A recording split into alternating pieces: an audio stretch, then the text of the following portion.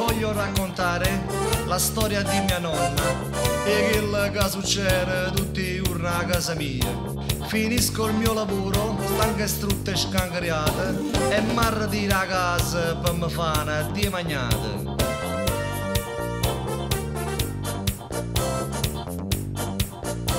La trovo al tavolino, come è sempre stata renda, pronta a raccontare quella solita canzone. Un stornello vecchio e tanto tempo fa, che m'ha stunato il recchio e m'ha fatto sfastriare.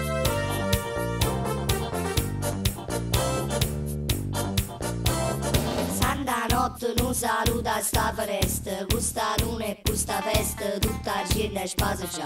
Qualcuno sta asciutata, mo sa passa sbariata, perché io sono la pigliata, tale e quale come a me. È già passata un'ora, riceve sta canzone, ah no, se è fatta tardi, io vado a faticare.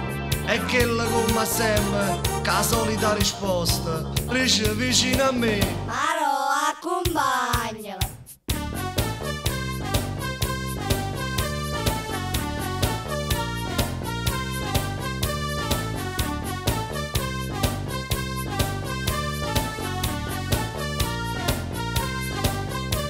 E non ho detto tutto, c'è ancora un'altra storia che mi succede ogni anno a Natale e a Capodanno. A sera a casa mia, io cannato un bulello, qualcuno gli domanda, ah no, che fanno ando?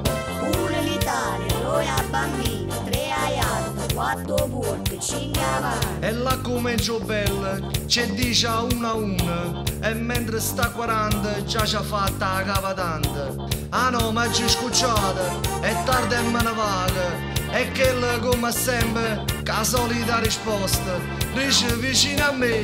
Maro, accompagnala.